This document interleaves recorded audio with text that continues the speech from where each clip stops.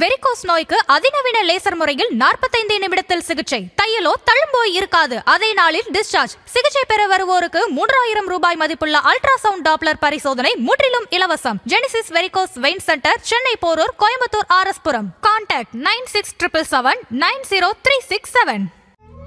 தமிழர்களின் number 1 choice Tamil matrimony. No compromise. உங்க சைடுலயும் எங்க சைடுலயும். It's a GT promise. GT Holidays, South India's #1 travel brand.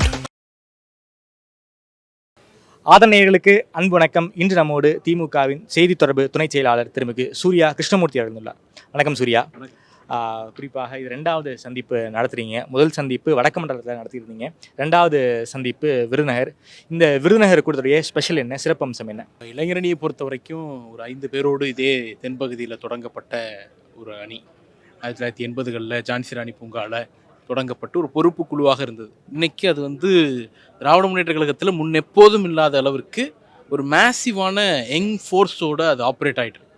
அதுக்கு ஒரு மிகச்சிறந்த உதாரணம் ஒவ்வொரு கிளையிலையும் ஒரு இளைஞரணி பொறுப்பாளர் இருக்கிறார், ஒவ்வொரு பாகத்துக்கும் ஒரு இளைஞரணி பொறுப்பாளர் இருக்கிறார், ஒன்றிய நகர பகுதி பேரூருக்கு ஒரு அமைப்பு இருக்கிறது, அதே போல் மாவட்டத்துக்கு ஒரு அமைப்பு இருக்கிறது, மாநில அளவில் ஒரு அமைப்பு இருக்கிறது. இப்படி இது எல்லாத்தையும் கூட்டி பார்த்தோம்னா தமிழ்நாடு முழுக்க 5 லட்சம் நிர்வாகிகள் அறிவிக்கப்பட்டவர்கள், முரசொலியில் அறிவிக்கப்பட்டவர்கள்.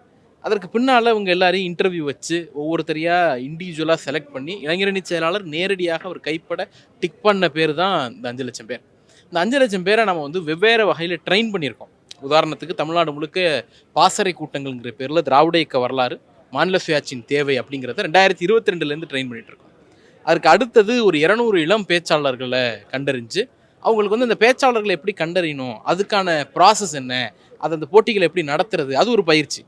அதற்கு அடுத்தது முரசொலி பாசறை பக்கம்ங்கிற பேரில் ஒவ்வொரு நாளும் இயக்கத்தினுடைய வரலாற்றை, இயக்கத்தில் உழைத்து ஓய்ந்து போன 2ஆம் நிலை 3ஆம் நிலை தொண்டர்களுடைய வரலாற்றை கடத்தக்கூடிய ஒரு நிகழ்வாக பெரியார் இயக்கம் செய்த சாதனைகள், திராவிட இயக்கம் செய்த சாதனை, குறிப்பாக திமுகவினுடைய வரலாறு, அதை படக்கதைகளாக இப்படி வேறு வகையில் மக்கள்கிட்ட கொண்டு போய் அந்த இளைஞர்கள்ட்ட கொண்டு போய் சேர்த்துருக்குறோம்.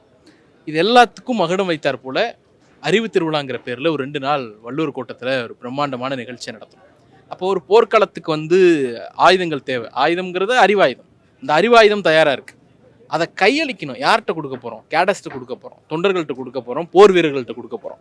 அதற்கான நிகழ்வு தான் வடக்கு மண்டலத்தில் நடந்த திருவண்ணாமலை சந்திப்பும் இன்றைக்கி தென் மண்டலத்தில் நடந்துட்டு இருக்கக்கூடிய இந்த விருதுநகர் சந்திப்பும். ஏறக்குறைய இது 2 மண்டலத்தில் மட்டும் அதில் ஒரு 1.25 லட்சம் பேர், இதில் ஒரு 1.25 லட்சம் பேர்னு 2.5 லட்சம் பேர் இந்த நிகழ்வுகளில் பங்கேற்றிருக்கிறார்கள்.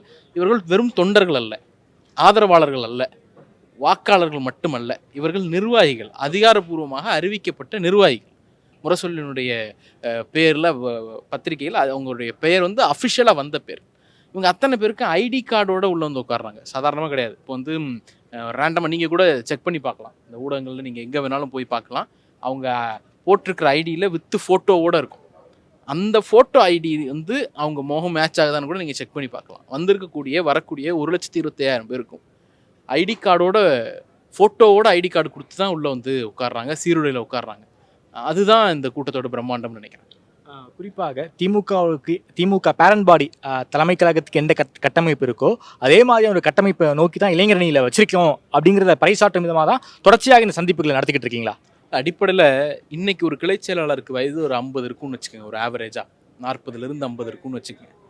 அவர் அடுத்த தலைமுறை அவர் போனார்னா அந்த இடத்த யார் ஃபில் பண்ண போகிறது? இன்னொரு 30 ஆண்டுகள் அவர் அரசியல் பண்ணுவார், 35 ஆண்டுகள் அரசியல் பண்ணுவார். அப்போ அவருக்கு பிறகு அங்கே என்ன அப்படிங்கிறப்ப இன்னைக்கே ஒருத்தரை எடுத்து ஒரு கூட்டம் போடுறது எப்படி, ஒரு பயிற்சி கூட்டம் நடத்துறது எப்படி, கொடி கட்டுறது எப்படி, கூட்டங்களை ஆர்கனைஸ் பண்ணுறது எப்படி, நிர்வாகிகளை போய் அசம்பிள் பண்ணுறது எப்படி, ஒரு மாநாட்டுக்கு வர்றது எப்படி, மாநாட்டில் ஒழுக்கத்தோடு நடந்துக்கிறது எப்படி, கட்டுப்பாடோடு இருக்கிறது எப்படி, இது எல்லாவற்றையும் சொல்லிக் கொடுக்கக்கூடிய ஒரு ட்ரைனிங் ப்ராசஸ் தான் இது. அப்போ இது என்ன நடக்க போகுதுன்னா, நாளைக்கு அந்த கிளை செயலாளர் தன்னுடைய வயோதிகத்தின் காரணமாக அல்லது வயது முதிர்வின் காரணமாக உயர் பொறுப்புகளுக்கு போகிற போது அந்த கிளையை காப்பாற்றுறதுக்கு ஒருத்தர் வேணும் இல்லை. அப்போ இந்த கிளை இளைஞரணி பொறுப்பாளர் அந்த இடத்த அவர் பண்ணுவார். வெறும் கட்சியினுடைய தலைமை மட்டும் அடுத்த 30 ஆண்டுகள் 40 ஆண்டுகள் அடுத்த அரை நூற்றாண்டுகள் சேஃபாக இருக்குங்கிறது இல்லை. ஒவ்வொரு கிளைக்கழகம் அடுத்த அரை நூற்றாண்டுக்கு நாங்கள் ஆள் கண்டுபிடிச்சிட்டோம். ஒவ்வொரு பாகத்திலையும் அடுத்த அரை நூற்றாண்டு கட்சி நடத்துறது நாங்கள் ஆளை கண்டுபிடிச்சிட்டோம். அதை சொல்கிறதுக்கான நிகழ்ச்சி தான் இந்த நிகழ்ச்சி. அப்போ அதனால தான் இது பேரண்ட் பாடிக்கு ஈக்குவலண்ட்டாக பண்ண முடியுது. ஸோ இந்த பேரண்ட் பாடிக்கு ஈக்குவலண்ட்டாக கொண்டு வந்ததே அடுத்த பேரண்ட் பாடியாக இவங்க மாறுவதற்கான பயிற்சி தான் இந்த கட்டமைப்பு கூட்டம் அப்படின்னு நம்ம எடுத்துக்கலாமா? இல்லை, அதை பயிற்சியை வந்து கற்றுக் கொடுக்கும். அதை எடுத்துக்கிட்டு திறம்பட செயலாற்றி எக்ஸிக்யூட் பண்ணி முந்தி போகிறவர்கள் வந்து அந்த இடத்த எட்டி பிடிப்பாங்க. மற்றவர்கள் வந்து பின்னங்க தான் போகிறாங்க. இப்போ என்னென்னா, பொதுவாக வந்து இந்த மாதிரி ட்ரைனிங் எல்லாம் மற்ற கட்சிகள் செய்யாது. திமுக சென்ட்ரிக்காக தமிழ்நாடு பாலிடிக்ஸ் இருக்கிறதுக்கு ஒரே காரணம், எதிரிகள் மாறிட்டே இருக்காங்க 75 வருஷத்தில். அது சுதந்திரா கட்சியிலேருந்து இன்னைக்கு நேற்று வரக்கூடியவர்கள் வரைக்கும் ஆட்கள் மாறிட்டே இருக்கிறாங்க, முகங்கள் மாறிட்டே இருக்குது, தலைவர்கள் மாறிட்டே இருக்கிறாங்க. அடிப்படை தத்துவம் ஒன்று தான், திமுக ஆதரவான தத்துவம், திமுகவுக்கு எதிரான தத்துவம். அரசியலுங்கிற திமுக ஆதரவாக இருக்கணும், எதிராக இருக்கணும். அப்போ ஏன் திமுக சென்ட்ரிக்காக இருக்குது அப்படின்னா ஒரே ஒரு காரணம், அது எல்லா நிலைகள்லையும் அடுத்த 50 ஆண்டுகளுக்கானவர்களை முன்கூட்டியே தயார் செய்து வைக்கிறது. அப்போ அவங்கள வந்து சும்மா ஏதோ பொறுப்பு போட்டோங்கிறது இல்லை, தே ஆர் ட்ரெயின்டு. இப்போ உதாரணத்துக்கு தென்மண்டலத்தில் நிர்வாகிகள் சந்திப்பு நடந்தப்போ இவங்க வந்து ஒரு 1 லட்சம் பேரை வந்து 1.25 லட்சம் பேரை வந்து முரசொல்ல அறிவிச்சாச்சு. அந்த ப்ராசஸ் இருக்குல்ல அறிவிக்கிறது. அப்போ வந்து திருவண்ணாமலை மாவட்டத்தில் வந்து கன்னியாகுமரியிலேருந்து அமைப்பாளரும் துணை அமைப்பாளரும் போய் வேலை பார்ப்பாங்க. வந்தவாசிக்கு போய் ராமநாதபுரத்துலேருந்து அமைப்பாளரும் துணை அமைப்பாளரும் போய் வேலை பார்ப்பாங்க. இன்றைக்கி அதே போல் கன்னியாகுமரிக்கு வந்து மதுரையிலிருந்து ஜிபி ராஜானந்த் தலைமையில் திருவள்ளூர்லேருந்தும் தேனியிலிருந்தும் போய் வேலை பார்த்தாங்க. அதே போல் வந்து ராமநாதபுரத்துக்கு மாநில துணை செயலாளர் மாலிக் தலைமையில் சென்னையினுடைய தோழர்கள், விழுப்புரம் பகுதியினுடைய தோழர்கள் வந்து வேலை பார்த்தாங்க. அது என்னன்னா, விழுப்புரத்தில் இருக்கிறவங்களுக்கு ராமநாதபுரத்தில் என்ன கனெக்ஷன்? அப்போ அந்த பகுதியினுடைய நிர்வாகத்தை, அந்த பகுதியினுடைய அரசியலை ஒரு 35 வயசு 20-30 வயசு இளைஞருக்கு கடத்துறதுங்கிறது இருக்குல்ல, அது ஒரு மேசிவான எக்ஸசைஸ். இப்போ அவங்க வந்து நாளைக்கு லீடர்ஸாக எமர்ஜ் ஆகும்போது இதெல்லாம் அவங்களுக்கு பெரிய அளவில் பலன் கொடுக்கும். அப்போ ஒரு சிற்பி சிலையை செதுக்கிறது போல் பார்த்து செதுக்கக்கூடியவராக இளம் தலைவர் இருக்கிறார். மிகப்பெரிய பயிற்சி தான் அவங்க எல்லாருக்குமே. அது முதல்ல அறிவு பயிற்சி கொடுத்தாங்க, இயக்கத்தோட வரலாறை தெரிஞ்சுக்கோ, அரசியலை தெரிஞ்சுக்கோ அப்படிங்கிறது. அதை கொடுத்தவர் இளம் தலைவர் தான். அதுக்கடுத்து களப்பயிற்சி, நீ நிர்வாகி ஆகிட்ட, இதுக்கப்புறம் நிர்வாகத்தை எப்படி நடத்துறது அப்படிங்கிறத பயிற்சி இருங்க, கட்சி எப்படி நடத்துறது அப்படிங்கிறத பயிற்சி இருங்க. ஏன்னா இளைஞர்கள் இல்லைங்கிறாங்களா, அதெல்லாம் கிடையவே கிடையாதுங்கிறத பறைசாற்றுற கூட்டம் தான் இந்த கூட்டம். இன்னொன்று, எல்லா இளைஞர்களும் ஒரே அளவில் வைத்து பார்க்கக்கூடியவர்கள் அல்ல. ஒரு சில கட்சிகளில் வந்து ஒரு 25 வயது இளைஞர் ஒருத்தர் இருக்கிறாருன்னா அவருக்கு அதிகபட்சம் தெரிஞ்சது பிளாஸ்ட்னு தெரியும், மரத்தில் ஏற தெரியும், இங்கே இருந்தால் குதிக்க தெரியும். இங்கே இருக்கிற ஒவ்வொருத்தரும், நீங்கள் விழுப்புரத்தை சேர்ந்த தொடர் ராமநாதபுரத்து அரசியலை பேசுவார், அங்கே இருக்கக்கூடிய கல அரசியலை பேசுவார். ஏன்னா ட்ரெயின்ட் இந்த இளம் தலைவர் அந்த வகையில் அவரை ட்ரெயின் பண்ணியிருக்கிறாங்க. அந்த ட்ரைனிங்க்கு பிறகு கூடுகிற கூட்டம் தான், அதாவது டெமான்ஸ்ட்ரேஷன் சொல்லுவோம். நீங்கள் வந்து இந்த குடியரசு தின அணிவகுப்பில், சுதந்திர தின அணிவகுப்புலலாம் டெமான்ஸ்ட்ரேஷன் என்னென்னா, எங்ககிட்ட இவ்வளோ இருக்குங்கிறத பறைசாற்றக்கூடியது. இவ்வளோ ட்ரெயின்டு கேடர்ஸ் எங்ககிட்ட இருக்காங்க, கடமை கண்ணியம் கட்டுப்பாடுங்கிறதுல சீருடையோட ஒரு ஃபோட்டோ ஐடியோட வந்து உட்காந்து கொள்கையை பேசிட்டு நிதானமாக கலையக்கூடிய ஒரு ட்ரெயின்டு பெட்டாலியன் எங்ககிட்ட இருக்குது அப்படிங்கிறத சொல்கிறதுக்கான கூட்டம் தான் அந்த கூட்டம். 4வது சந்திப்பு இளைஞரணி சார்பாக, இது 2வது சந்திப்பு மகளிரணி சார்பாக 2 சந்திப்பு முடிஞ்சிருச்சு. அடுத்து வரக்கூடிய மார்ச் 8 ஒரு மிகப்பெரிய ஒரு மாநாடு. அதுவும் இல்லாமல் இந்த பாகமுகர்கள் கூட்டம், பூத் கமிட்டின்னு ஒரு மிகப்பெரிய லெவலில் போயிட்டுருக்கு. இதன் மூலமாக அரசியல் பகைவர்களுக்கு என்ன சொல்ல விரும்புறீங்க? கட்சி 2 வகையில் ஒர்க் பண்ணிட்டு இருக்கு. ஒன்று கிராஸ் ரூட் லெவலில், இன்னொன்று மேசிவா. இந்த கிராஸ் ரூட் லெவலில் அப்படிங்கிறப்போ வந்து கடந்த ஓராண்டில் மட்டும் ஒவ்வொரு வீடுகளையும் 4லிருந்து 5 முறை போய் ரீச் பண்ணியிருக்கோம். முதல்ல வந்து ஓரணியில் தமிழ்நாடுன்னு உறுப்பினர் சேர்க்கைக்காக ஒவ்வொரு டோர் பை டோராக கட்சியினுடைய கேடர்ஸ் போனாங்க. ஒரு 45 நாள் போனாங்க, 45-50 நாள் போனாங்க. அதுக்கடுத்து எஸ்ஐஆரில் அந்த ஃபார்ம் டிஸ்ட்ரிபியூஷனில் கோஆர்டினேட் பண்ணுறதுக்காக போனாங்க. அதுக்கு அடுத்து திருப்பி அந்த எஸ்ஐஆர்னுடைய கரெக்ஷன்ஸ், அமெண்ட்மெண்ட்ஸ் அந்த விஷயத்துக்காக போனாங்க. அதுக்கு அடுத்தது இது தமிழ்நாடு தலைகுனியாது, என் வாக்குச்சாவடி வெற்றி வாக்குச்சாவடி, என் வாக்குச்சாவடி வெற்றி வாக்குச்சாவடிங்கிற பேரில் ஒவ்வொரு பூத்துக்கும் ஒர்க் பண்ணாங்க. ஸோ 4 முறை வந்து இண்டிவிஜுவலாக கடந்த 6-7 மாதத்தில் வந்து ஒவ்வொரு வீட்டையும் ரீச் பண்ணியிருக்கோம். இப்போது இந்த 1ஆம் தேதியில், பிப்ரவரி 1ஆம் தேதியிலேருந்து மார்ச் 8ஆம் தேதி வரைக்கும் ஒரு பாகத்துக்கு, தமிழ்நாட்டில் இருக்கக்கூடிய 60,000-70,000 பாகம், ஒவ்வொரு பாகத்துக்கும் 10 மகளிர் இண்டிவிஜுவலாக ஒவ்வொரு வீட்டுக்கும் போய் அரசனுடைய நலத்திட்டங்களை, சாதனைகளை எடுத்து சொல்கிறாங்க. அதுக்கு பேரலாக இளைஞர்கள் ஒவ்வொரு இளைஞர்களையும் கவர் பண்ணுறதுக்கான வேலைகளில் கிராஸ் ரூட்டில் பண்ணிகிட்ருக்கிறாங்க. இது ஒரு பக்கம்.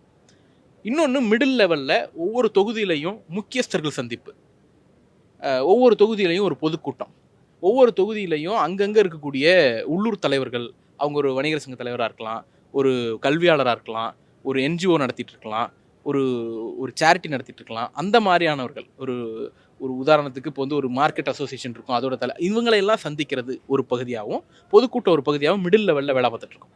ஒரு மேசிவான ஒர்க் அப்படிங்கிறது தான் தலைவர் அறிவித்த அந்த 8 நிகழ்ச்சிகள். மகளிர் அணிக்கு 2 மண்டல மாநாடு, இளைஞர் அணிக்கு 2 பிரம்மாண்டமான நிர்வாகிகள் சந்திப்பு. அது மாநாடு கிடையாது, ஒரு நிர்வாகிகள் சந்திப்பு, மாநாடு போல நடத்தக்கூடிய சந்திப்பு. அதற்கு அடுத்தது திருவிடந்தை காஞ்சிபுரம் மாவட்டத்தில் ஒரு மண்டலத்தினுடைய BLA 2 BLA C BDA தலைவரே அட்ரஸ் பண்ணி தலைவரே வந்து வாழ்த்தி ட்ரெயின் பண்ணக்கூடிய ஒரு ப்ரோக்ராம் நடக்க போகுது. அதுக்கு அடுத்து திருவண்ணாமலையில் ஒரு ப்ரோக்ராம், மதுரையில் ஒரு மண்டல BLA 2 BLA C, அடுத்தது மத்திய மண்டலத்துக்கு ஒரு கூட்டம். அப்படி வந்து ஏறக்குறைய ஒரு 4 இடங்களில் பிரம்மாண்டமான வகையில் BLA 2 BLA C அவங்க வந்து கூட்டம் நடத்த போகிறோம். கடைசியாக தான் மாநில மாநாடு டிசம்பர் 8ஆம் தேதி நடக்க போகுது. ஸோ யோசிச்சு பாருங்க, ஒரு பூத் லெவலில் ஒரு லேயர் ஒர்க் பண்ணுது, கிளைக்கழகம் ஒன்றியம் அந்த லேயர் ஒரு ஒர்க் பண்ணுறோம், அப்புறம் தொகுதி லெவலில் ஒரு செட் ஆஃப் ஒர்க் கேடஸ் ஒர்க் பண்ணிட்டு இருக்கிறாங்க.